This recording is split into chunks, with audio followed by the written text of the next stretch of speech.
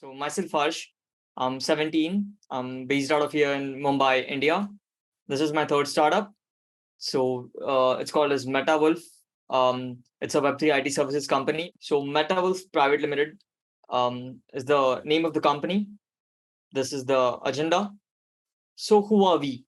We call ourselves as the Web3 IT services company, IT services company of the future who wants to build the future. So our mission is to be an engine to the world's Web3 innovations. That's our main motto. So we call our team as the Wolf Pack. It sounds fun. So we are a team of enthusiasts who really want to bet on Web3, the next form of the internet, and really want to take this software development in Web3 ahead so that we can facilitate improvements and advancements in the companies who are coming up and building in Web3. We really want to help them. Our offerings, we offer in three areas mainly, that is blockchain, NFTs, and the metaverse. And in NFTs, we provide NFT market solutions. In metaverse, we provide metaverse creation from scratch, or metaverse building in any existing platform like Decentraland, Sandbox.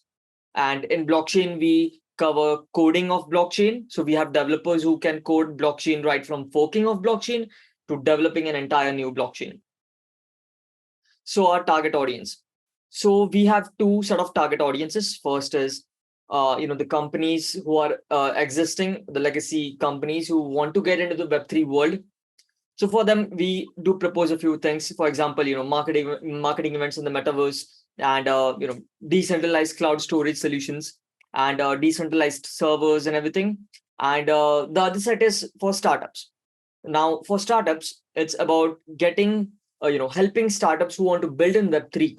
We help them develop their product, their MVP, and everything. So that's what we do basically. And our sales strategy. So, we go from a very sophisticated, organized sales strategy that is, prospection, preparation, approach, follow-ups, presentation, negotiations, and closing. So it's a very sophisticated strategy which helps us, do things easier and more quickly. And we have dedicated teams for each one of the steps. So this is our CRM strategy. We ensure that the single point of contact (SPOC) of our client, we really treat him well. We really make sure that we have great clientele relationship, so that that has resulted into 35% increase in client retention rates, and that also helps in increased credibility in the market as well. And there's a very easy connect between our project managers and the companies as POC, so that if there are any changes in the project, they could be conveyed to us very easily and quickly. Then now this is our service process. It is discover, design, develop, deploy. Simple, easy. So in Discover, we set up a meeting with you. We set up a meeting with our clients, and we note down whatever you want, right? And then we develop a short, you could say a small sample piece of it, and then we show it to our client and get their views. And then we develop it. We properly integrate all of the technologies that are needed to be integrated in that particular system. So we develop it and then we deploy it. We release it to the market, and it is now live. And we have a very strong customer-centric strategy. We really want our customers to be in the center, and rest evolving around them. We really want to make sure that we provide the greatest clientele experience along with the greatest quality service out there. That includes the latest technology on which we are doing our research and development as well, like as shown over here: blockchain, AI, cloud, data analytics, and AR, VR, many other things. And that's that. And the reason why we think our company would beat the legacy IT companies is because of this slide: our agile system. What it does is it is different from the waterfall method of developing any product. It is about first you plan, you design, you develop, you test, you improve, and if it is a yes, if the client likes it, then you again quickly go to planning. So that way you don't waste a whole lot of time. And in each and every step, we make sure that we take proper clientele feedback, so that we don't have to invest a lot of money if after we deliver the project and they don't like it, so that we don't have to start it from scratch. And we really focus on the contextual knowledge as well. For example, let's say we are working for some real estate client. We won't just take in information like where are you based out of, and where the location would be.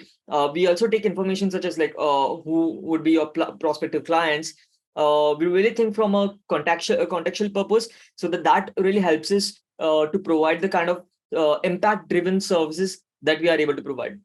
Our agile system really helps us in getting work faster by almost 35%. And of course client retention rates and everything boost up. And that is the entire thing, and it really helps us to quote less amount of time when we are quoting it to any of our clients. For example, if I use the traditional method of quoting time to any client, like let's say a client wants to develop a blockchain. A person would say a different IT company would say, like, oh, it would take around 2 months. But with this technology, we can do it under 1.5 months or 1 month as well. So this really, gives us an edge over other of our competitors. Then our current workforce. So we have around C-level executives 5 and sales team 2, development heads 6, project managers 12, also called as scrum masters, and developers 42, and HR 2. So as you could see, we have a lot of developers because of course it is a service-based business. So definitely you have to have a lot of people in your developing team. Then our talent strategy, the same good old thing. So that's that. And we have around 150 plus associates. That means we have partnered with a lot of companies who are trained in some of the mentioned areas, 3D modeling, cloud, metaverse, blockchain. So in our main services, we make sure that our our employees are trained in the best softwares out there. And we are basically implementing our strategy in a way that is transforming the fundamentals of how exactly these things are taken ahead in the IT services business, which is producing a lot of competitors apparently, but it is giving us our first mover advantage as well. Our competitors, they are TCS, Infosys, HCL, Wipro, and everything. So you could clearly see that MetaVolf is a walking green flag. It covers everything basically, right from affordability to the timeline to remote agile, location independent agile, and everything. So that's the reason why we think we are better than others. So these are some of our strategies to beat the legacy IT companies. Legacy IT companies in the sense that that the companies who are right who are in this games right from day one. They have been through Web 1, Web 2, and now they are entering Web 3.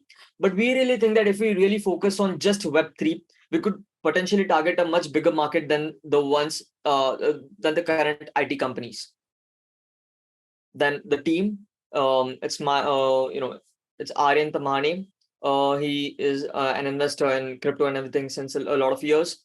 And it's me. I'm a third-time entrepreneur, and I had a successful exist in my previous startup. And then it's Mr. Kunal Dasgupta. He's the ex-CEO of Sony Pictures India. He's on the board of directors of our company. He has previously managed an asset class of $2.5 billion. Then it is Mr. Prasanna Lohar. He is the ex-CIO, Chief Innovation Officer of DCB Bank.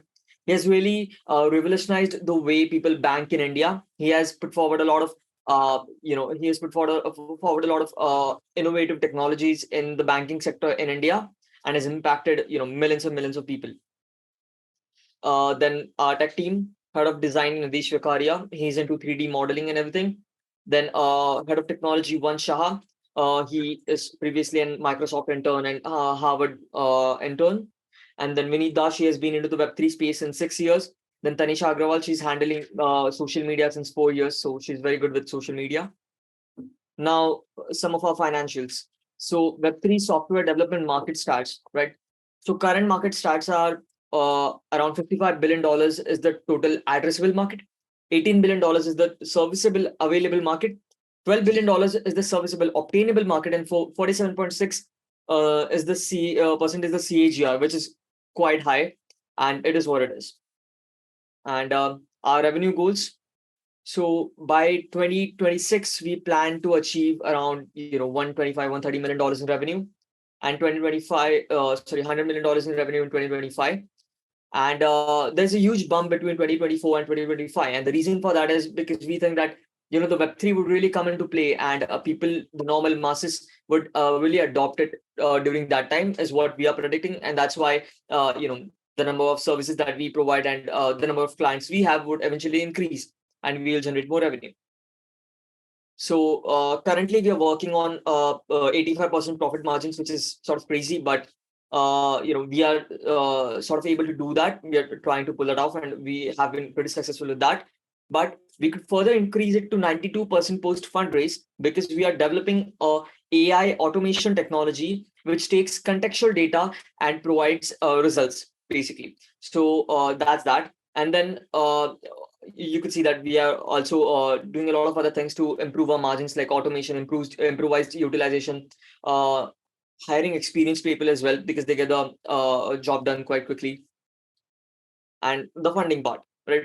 So we need $2.4 million in the next 2 months to start scaling our company into the North America, because we think there is minimum 50%, 50x the amount of market than as compared to India. Because if you see the stats of legacy IT companies as well, who are based out of India, in fact, they are earning billions in revenue, but around 60% of their revenue comes from North America, and around 5.7% of their revenue comes from India. So that statistic, that stat is really important for us to know that we should focus more on the North American market than the Indian market, and also the European market. So that's that. And we are going to use these funds into our fixed costs, office expenses, sales and marketing, CTC. And by the way, we haven't spent any money on sales, but still we have good amount of revenue. And capex and other expenses are included in the funding part. And we are going to use this funding for around a year or so. So that's that. So a runway of around a year. Thank you.